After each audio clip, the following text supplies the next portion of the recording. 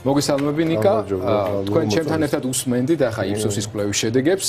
ბუნებრივია ჩვენ გასული წელს უნდა შევაჯამოთ და მომავალზე ვილაპარაკოთ და რაზე მეტყველებს ეს მოლოდინი და არის თუ არა ქართული ოპოზიცია მზად იმისთვის რომ მას უპასუხოს, მაგრამ მანამდე რა თქმა უნდა თქვენს გეკნებათ სურვილი ვაჟა გაფრინდაშვილის გათავისუფლებაზე რამდენიმე სიტყვა თქვათ. დიახ, რა თქმა უნდა, ყველა ვხარობთ დღეს თითქოს ზეიმი გვაქვს ყველა ოჯახს იმდენად შემოვიდა ვაჟა გაფრინდაშვილი თავისი ოჯახის წევრთან თითოეულ ჩვენს ოჯახში ამ თავისი გმირული საქციელით არანაკლებ გამოსიდით ვიდრე დარწმუნებული ვარ ბევრი მისი ახლო მეგობარიც კი და დარწმუნდა ძალიან ბევრი ამ ქვეყანაში და ქვეყნის მიღმაც რომ ქართული სული არის გაუტეხელი და მამაცობის ნამდვილად პერსონიფიკაცია ვაჟა გაფრინდაშვილი ჩემთვის და ახალ თაობას მიცამ მაგალითი თუ როგორ შეიძლება საკუთარი ღირსება დაიცვა და თუ კი ვინმე არის დღეს გმირი არის ვაჟა გაფრინდაშვილი ლიტონის სიტყვების გარეშე და ყოველთ მივესალმები ერთადერთი არ შემიძლია აქ არ თქვა უბრალოდ იმდენად საზეიმო ვითარება რაც არ მომეწონა გულახდილად უნდა ვთქვა აი რაღაც ქულების დაწერის კამპანია გაჩაღდა ყველა მარტო ხელისუფლებას არ გულისხმობ არ მინდა რომ მიკერძოებაში ჩავითვალოს. არა, არ მესიამონ რაღაც განცდის გაურება და აი გააფუჭეს ზეიმი, გამიგეთ? აი ერთმანეთს ასწრებდნენ. მე მგონია ზეიმის გააფუჭები მაინც ვერ მოახერხეს, მაგრამ ბავრია განცდა ამბივალენტური მქონდა, იცით რატო და პირიქით თავის საკუთარი თავი დაიზიანა. ბევრ ჩემს მეგობარს გაახსენდათ სულხან საბა ორბელიანის ეს ცნობილი არაკი ორმოში ჩავარდნილი მეფის თაობაზე. ხო, მაგრამ მოდით ეს და ხელისუფლებასაც შეეხება, ეხლა ეს კარგად უნდა დავიმახსოვროთ და ყველა ხელისუფლება ვინც ამერიდან მოვა კიდევ და შეიცვალა და მე ისე დაბრუნდება მოვა, რომ ხელისუფლების მოქმედება იყო მისი ვალდებულება.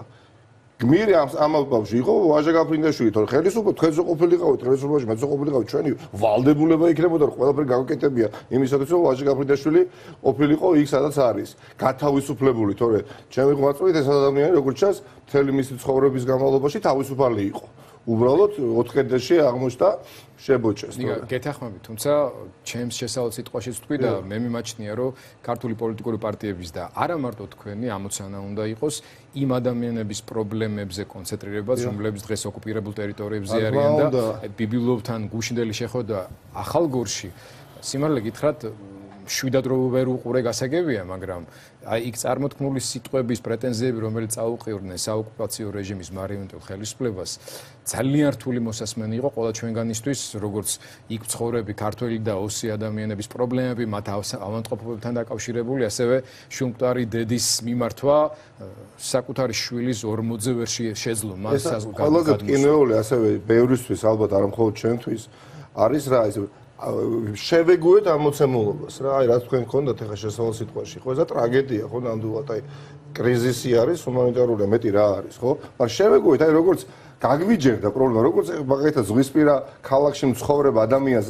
ზღვის აღარ უკვირს ხო აი თვითონ აღარ გვიკვირს რომ აი აქედან 40 კილომეტრში არიან ადამიანები ვინც ვერ აღწევს სამონტყოფოში პანაშვიძე ვერ ჩამოდის ან ვერ ჩადის და აქ რა თქმა უნდა ტონის მიცემი უნდა იყოს საზოგადოება, სამოქალაქო საზოგადოება, ოპოზიციური პოლიტიკური პარტიები, პოლიტიკოსები, მაგრამ პირველ რიგში ჩემი ღვაწლით ასევე ხელისუფლება უნდა ხმამაღლა საუბრობდეს ამ პრობლემებზე და მე არ მესმის, მართლა არ მესმის მისი ხაფი ხმა, რომელსაც მე უნდა აყვეს ყველა, მათ შორის ხელისუფლების პოზიცია, მედია რო არ იყოს და ჩვენ რო არ იყოთ, რამდენიმე არხი რომ არ იყოს თითქოს ეს პრობლემა არ იარსებებდა ამ ქვეყანაში.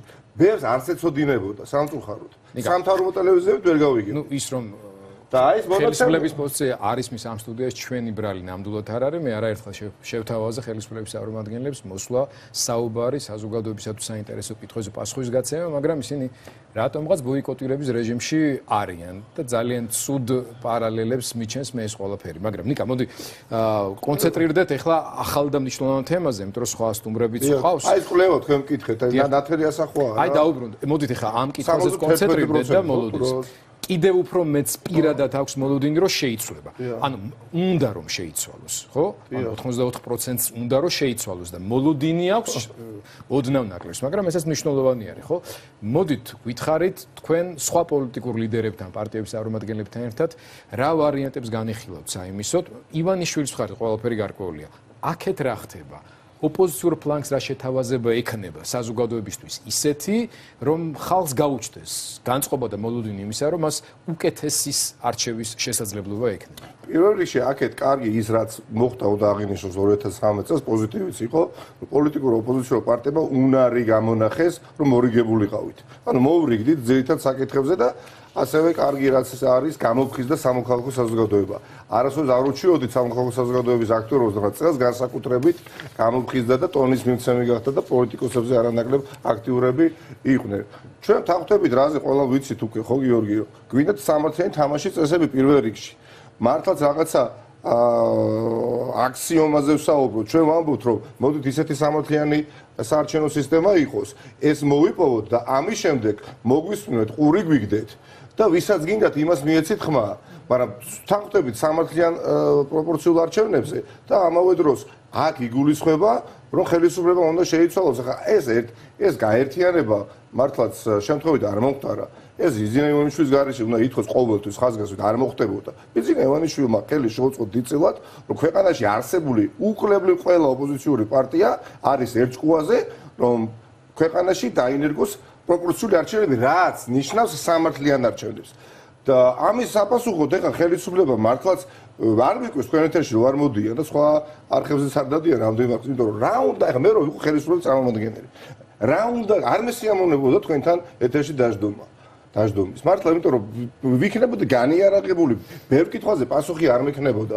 ამიტომ კვლევის შედეგებიც არის სავალალო ხელისუფლებისთვის და ნება საზოგადოების სულ უფრო და უფრო მძლავრი არის. ამაში ვწმუნდებით ყოველდღიურ რეჟიმში და ოპოზიციურმა პარტიებმა საზოგადოებასთან ერთად ჯერ ამ ეტაპზე ყველაფერი უნდა გავაკეთოთ, რომ გამოვსტაცოთ ბიძინა ივანიშვილის მიტაცებული პირობა, რომელიც მან თითქოს ხორჩესმული შესთავაზა საზოგადოებას, მაგრამ უკან წაიღო. ამ ეტაპზე მართლა ჩემს აზრით დიდი ძალისხმევა არის აქ ჩასადები. ამის შემდეგ უკვე უნდა დავიწყოთ, რა თქმა უნდა, ძალიან მჭიდრო ურთიერთობა საზოგადოებასთან და გზების დანახვა უნდა მოვახერხოთ.